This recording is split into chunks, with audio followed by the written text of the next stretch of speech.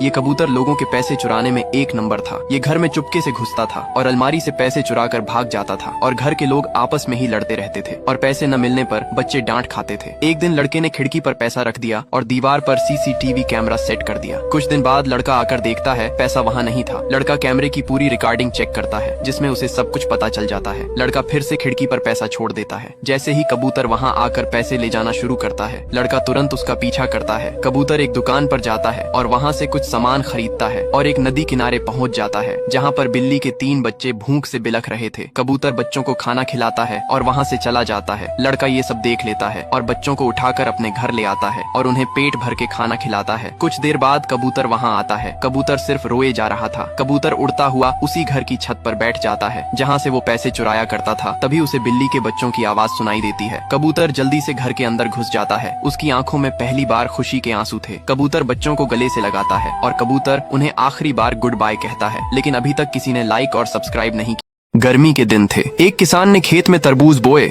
लेकिन बारिश नहीं हुई। किसान ने आसमान की ओर देखा और रोने लगा। तभी एक सफेद कबूतर उड़ता हुआ आया। वह किसान के पास गया और बोला, मैं बादल बुला सकता हूँ लेकिन मुझे बदले में कुछ चाहिए। किसान बोला, जो चाहे ले जा। कबूतर आसमान में उड़ गया और सच में बारिश ले आया। खेत हरे हो गए, तरबूज बड़े बड़े उग आए। किसान खुश हो गया। पर अगले दिन कबूतर आया और एक छोटा तरबूज मांगा। किसान ने मना कर दिया। कबूतर उदास हो गया और उड़ गया। फिर खेत सूखने लगे। किसान समझ गया पर बहुत देर हो चुकी थी। फिर भी किसी ने कबूतर के लिए लाइक सब्सक्राइब नहीं किया। एक गांव में एक गरीब किसान रहता था जिसका ख्वाब था कि वो अपनी बेटी की शादी धूमधाम से करे। एक दिन उसे खेत में एक चमकती हुई बोतल मिली। बोतल खोलते ही एक जिन जाहिर हुआ और कहा, तुम्हारी 3 ख्वाहिशें पूरी करूंगा। किसान ने अपनी पहली ख्वाहिश में खेतों के लिए पानी मांगा, दूसरी में बेटी की शादी के लिए पैसा और तीसरी में गाँव के लोगों की खुशहाली। जिन ने सब कुछ पूरा कर दिया। किसान की बेटी की शादी हुई और गांव खुशहाल हो गया। किसान ने हमेशा शक्करगुजारी का दरस दिया। किसान ने इस बार आंवले की खेती की थी। भर भर के आंवले लगे थे। एक दिन बहुत सारे बंदर जंगल से गांव में आ जाते हैं और किसान के खेत में घुसकर आंवले खाने लगते हैं और आंवले के पेड़ तो तोड़कर पटक देते हैं। किसान जब यह देखता है तो बंदरों को पकड़ने के लिए एक बहुत बड़ा गड्ढा खोदता है और गड्ढे को घास से ढककर ऊपर से आंवले रख देता है। फिर किसान झोपड़ी में छिपकर बंदरों का इंतजार करने लगता है। जैसे ही बंदर आते हैं, आंवले देखकर खुश हो जाते हैं और बिना सोचे समझे आंवले पर कूद पड़ते हैं और गड्ढे में फंस जाते हैं। अब किसान बंदरों को पकड़ लेता है।